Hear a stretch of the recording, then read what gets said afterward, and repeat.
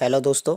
आज है 21 मार्च और 21 मार्च के जो भी करंट अफेयर के क्वेश्चन बनते हैं आज हम उनके बारे में जानेंगे। यदि आप इसकी पीडीएफ डाउनलोड करना चाहते हो तो पीडीएफ आपको Telegram channel cool techniques current affair पर मिल जाएगी। तो चलिए पहला क्वेश्चन देखते हैं। हाल ही में 20 मार्च को कौन सा दिवस मनाया गया? तो 20 मार्च को कौन सा दिवस मनाया गया? World happiness day. देखिए, जो मार्च 2021 में अब तक के जो भी इम्पोर्टेंट डे हुए हैं उनके बारे में जान लेते हैं। जैसे आज क्या है? आज है इंटरनेशनल डे ऑफ हैप्पीनेस, यानी हैप्पीनेस, वर्ल्ड हैप्पीनेस डे। और आज ही के दिन वर्ल्ड स्पैरो डे भी मनाया जा रहा है। तो आज दो दिवस हैं, हैप्पीनेस डे और वर्ल्ड स्पैरो डे। कुछ दिन पहले हमने 16 मार्च को नेशनल वैक्सीनेशन डे बनाया था और 14 मार्च को पाई डे, 10 मार्च को CISF राइजिंग डे। CISF यानी सेंट्रल इंडस्ट्रियल सिक्योरिटी फोर्स। और 8 मार्च को हमने मनाया था इंटरनेशनल वुमेंस डे और 4 मार्च को national safety day, world hearing day और 1 मार्च को हमने मनाया था जीरो डिस्क्रिमिनेशन डे। तो आप इनको याद कर सकते हो। झारखंड सरकार ने घोषणा की है कि स्थानीय लोगों के लिए 30,000 रुपये के वेतन के साथ निजी क्षेत्र की नौकरियों में कितने प्रतिशत आरक्षण होगा?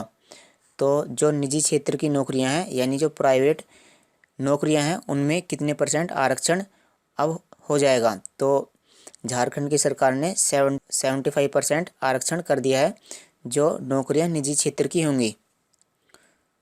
तो झारखंड के बारे में जान लेते हैं। झारखंड की राजधानी रांची, इसके मुख्यमंत्री हेमंत सोरेन और यहाँ के राज्यपाल द्रौपदी मुर्मू। ये है झारखंड। और ये किसके साथ बाउंड्री साझा करता है? देखो, ये बिहार, वेस्ट बंगाल, उड़ीसा, छत्तीसगढ़ और उत्तर प्रदेश। तो ये इन 5 राज्यों के साथ अपनी बाउंड्री साझा करता है। G7 समूह, यानी G7 समूह में जो भी देश हैं, G7 समूह की प्रमुख आर्थिक शक्तियाँ किस देश द्वारा यूक्रेन से क्रीमिया को हटाने की बात को स्वीकार नहीं करेंगी? तो देखो, G7 ने जो रूस है उसको स्वीकृति नहीं दी है। किसके लिए?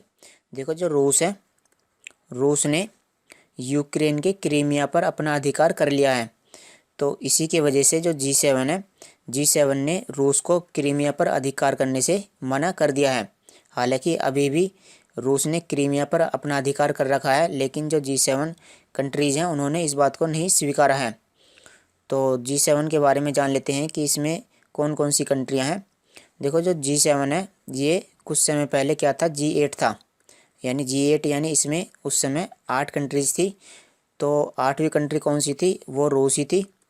अब जब रूस ने यूक्रेन के क्रीमिया, यूक्रेन देश का नाम है और क्रीमिया उसकी जगह का नाम है, तो जब रूस ने क्रीमिया पर अपना अधिकार कर लिया तो जो ये G8 कंट्री थी इन्होंने रूस को इससे बाहर कर दिया और अब ये फ़िलहाल क्या बन गया है? G7। तो G7 में कौन कौन सी कंट्रीज़ हैं इनके बारे में जान लेते हैं। तो G7 में अब कौन कौन सी कंट्रीज़ हैं? France, Germany, Italy, United kingdom यानी ब्रिटेन, जापान, USA और कनाडा। तो ये अब 7 इसके सदस्य हैं। और जो G7 की जो अंतिम बैठक हुई थी उसके बारे में जान लेते हैं। तो G7 की अंतिम बैठक यानी 45वीं बैठक फ्रांस में हुई थी और ये 24 से 26 अगस्त 2020 में हुई थी। और भारत की तरफ से इसमें प्रधानमंत्री नरेंद्र मोदी जी ने भी भाग लिया था। रूस के बारे में जान लेते हैं। रूस की राजधानी मॉस्को, रूस की मुद्रा रूसी रूबल और यहाँ के राष्ट्रपति व्लादिमीर पुतिन और यहाँ के जो मुख्यमंत्री हैं वो कौन है? Mikhail Mishustin. क्वेश्चन नंबर 4 देखते हैं। कल्याणी राफेल एडवांस सिस्टम, तो KRAS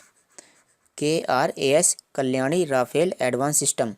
तो इन्होंने क्या करा है? इन्होंने एक मिसाइल बनाई है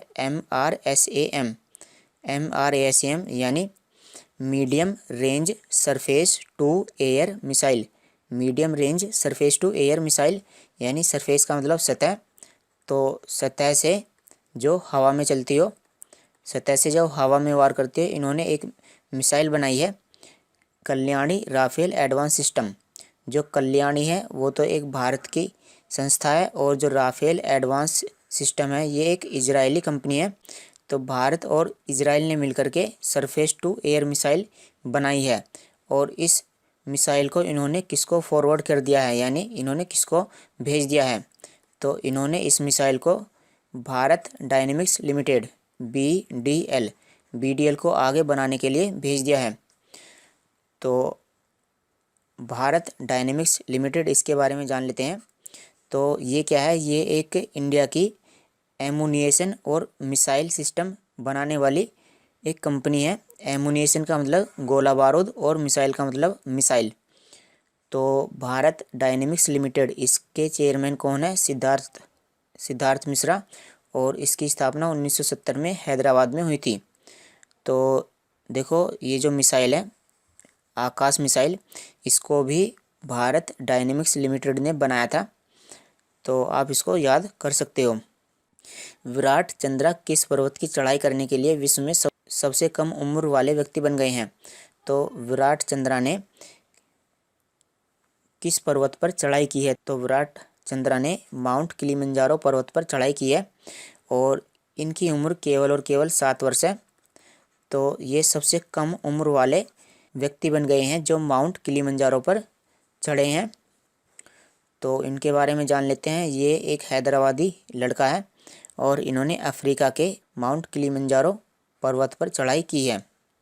डॉक्टर सोनू गांधी को SERM महिला उत्कृष्टता पुरस्कार, वुमेन एक्सीलेंस अवार्ड। तो वुमेन एक्सीलेंस अवार्ड मिला है किसको, डॉक्टर सोनू गांधी को। और डॉक्टर सोनू गांधी एक महिला है और इनको महिला एक्सीलेंस अवार्ड मिला है। तो ये किस संस्थान में काम करती हैं, ये हमको बताना है कि ये कहाँ पर काम करती हैं। तो ये एक वैज्ञानिक हैं और ये कहाँ पर काम करती हैं, राष्ट्रीय पशु जीव प्रौद्योगिकी संस्थान। तो ये यहाँ पर काम करती हैं और इनको जो अवार्ड है SERM science and engineering research board. तो science and engineering research board ने इनको वुमेन एक्सीलेंस अवार्ड दिया है सोनू गांधी को। Science fiction film many. तो फिल्म का नाम है मैनी और इसने मियामी फिल्म फेस्टिवल में कितने पुरस्कार जीते हैं। तो मैनी एक बॉलीवुड फिल्म है और इसने मियामी फिल्म फेस्टिवल में 4 पुरस्कार जीते हैं। ये जो 4 पुरस्कार हैं ये कौन कौन से हैं, बेस्ट साइंस फिक्शन SCIFI, यानी इसमें साइंस के बारे में कुछ जानकारी दी होगी। तो best science fiction runner up award जीता है इसने और बेस्ट छायाचित्रण यानी बेस्ट सिनेमेटोग्राफी का अवार्ड जीता है दूसरा। और बेस्ट बैकग्राउंड अवार्ड भी इसी फिल्म के नरेश कामत को मिला है और best supporting actor award Tony Hawkins को मिला है। तो इस तरह से ये 4 अवार्ड इस फिल्म को मिले हैं। ये एक बॉलीवुड फिल्म है। संयुक्त राष्ट्र द्वारा प्रायोजित विश्व खुशहाली रिपोर्ट में प्रथम स्थान पर कौन है। तो 20 मार्च को ही वर्ल्ड हैप्पीनेस डे मनाया गया है और हैप्पीनेस डे इंडेक्स में सबसे पहले स्थान पर कौन है। तो इसका राइट आंसर क्या है, फिनलैंड प्रथम स्थान पर है। विश्व खुशहाली रिपोर्ट है ये 149 देशों के बीच में की गई है और इसमें फिनलैंड पहले पर है, नंबर 2 पर डेनमार्क, नंबर 3 पर स्विट्जरलैंड और नंबर 4 पर आइसलैंड है। जो फिनलैंड है इसकी राजधानी हेलसिंकी, यहाँ की मुद्रा यूरो और यहाँ के जो प्रधानमंत्री हैं वो कौन है, सना मरीन। तो ये यहाँ की प्रधानमंत्री हैं। यहाँ की राजधानी क्या है, हेलसिंकी। ये एक यूरोपियन देश है। देखो भारत उज्बेकिस्तान संयुक्त सैन्य अभ्यास, तो ये आज का आप समझ सकते हो कि सबसे इम्पोर्टेंट क्वेश्चन है। तो भारत और उज्बेकिस्तान के बीच में डस्टलिक सेकंड ये जो सैन्य अभ्यास हुआ है ये कहाँ पर हुआ है, उत्तराखंड में हुआ है। और यह है कौन सा संस्करण है, यानी जो डस्टलिक सेकंड है ये कौन सा संस्करण है। देखो नाम से ही पता चलता है ये इसका दूसरा संस्करण है। तो जो पहला संस्करण हुआ था वो कहाँ पर हुआ था, इसका जो पहला संस्करण हुआ था वो उज्बेकिस्तान में ही हुआ था 2019 में। उज्बेकिस्तान के बारे में कुछ जानकारी जान लेते हैं। जैसे उज्बेकिस्तान की राजधानी क्या है, ताशकंद है। यहाँ की मुद्रा उज्बेकिस्तानी सोम और राष्ट्रपति शावकत मिर्जियोयेव, शौकत मिर्जियोयेव हैं। जो उज़्बेकिस्तान की लोकेशन है वो कहाँ पर है? देखो ये क्या है, ये यहाँ पर पाकिस्तान है और ये अफ़गानिस्तान उसके बाद, और उससे यहाँ पर ये उज़्बेकिस्तान मिला हुआ है। ठीक है, ये एक एशिया का देश है। विश्व बैंक ने कोविड-19 के टीकाकरण के लिए किस देश को 50 मिलियन US$ दिए हैं? तो टीकाकरण लगाने के लिए विश्व बैंक ने किस देश को 50 मिलियन US$ दिए हैं? तो विश्व बैंक ने बांग्लादेश को 50 मिलियन US$ दिए हैं।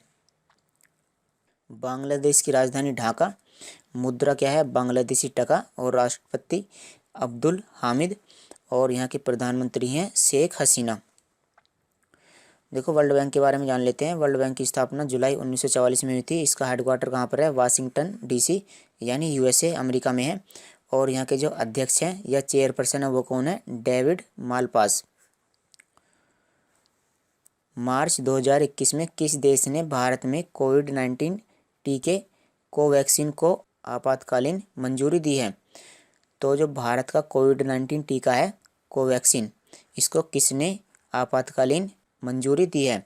तो इसको नेपाल ने आपातकालीन मंजूरी दी है, और ये ऐसा करने वाला तीसरा देश बन गया है। जो दूसरा देश था वो कौन सा था? दूसरा देश है जिम्बाब्वे। तो जिम्बाब्वे ने मार्च 2021 में इसको दूसरी आपातकालीन मंजूरी दी थी। कोवैक्सीन किस कंपनी ने बनाया है? तो कोवैक्सीन भारत की कंपनी भारत बायोटेक ने बनाया है।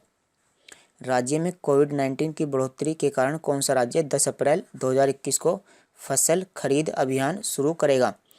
तो कौन से राज्य में फसल खरीद अभियान शुरू होगा? तो इसका जो राइट आंसर है वो क्या है? पंजाब। इसका राइट आंसर है पंजाब। पंजाब में फसल खरीद अभियान शुरू होगा अप्रैल 2021 में। पंजाब की राजधानी क्या है? चंडीगढ़। और पंजाब के मुख्यमंत्री कैप्टन अमरिंदर सिंह, और यहाँ के राज्यपाल हैं VP सिंह बदनौर। और जो पंजाब के पड़ोसी राज्य हैं वो कौन कौन है? देखो मैप में ये है पंजाब, और पंजाब की जो राजधानी है वो जम्मू कश्मीर से, यहाँ हिमाचल प्रदेश से, और तीसरा हरियाणा, और चौथा ये नीचे की तरफ राजस्थान से साझा होती है। तो कुल ये 4 राज्यों के साथ अपनी बाउंड्री साझा करता है। राष्ट्रपति रामनाथ कोविंद 20 मार्च से शुरू होने वाले किस राज्य की 3 दिवसीय यात्रा पर हैं? तो जो राष्ट्रपति जी हैं वो किस राज्य की यात्रा पर हैं? तो ये हैं उड़ीसा।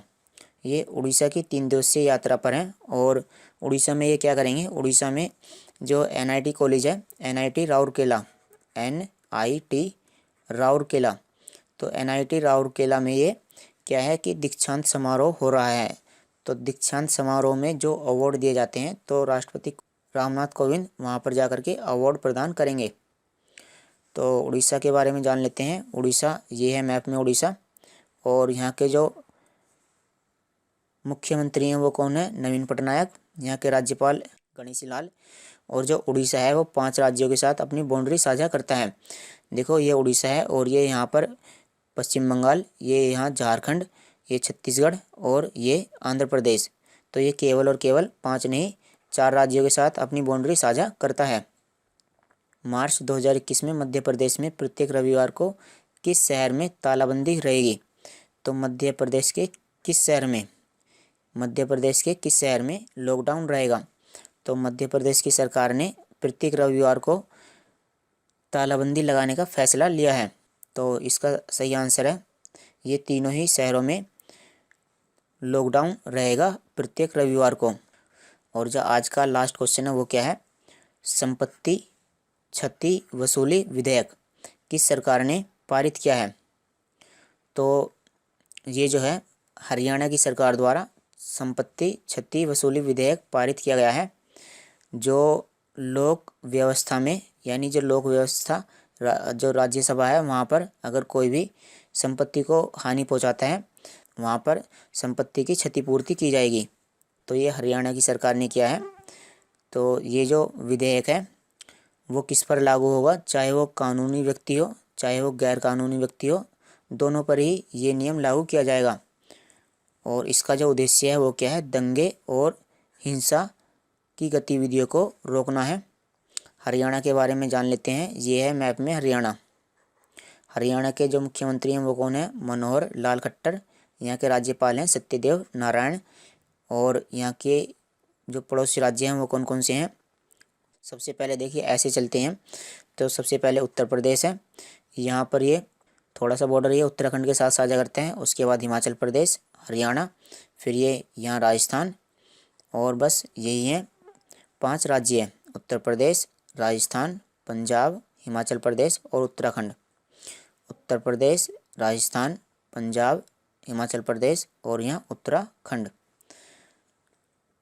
तो चलिए दोस्तों, आज की वीडियो में इतना ही। यदि आप इसकी पीडीएफ डाउनलोड करना चाहते हो तो पीडीएफ आपको Telegram channel cool techniques current affair पर मिल जाएगी।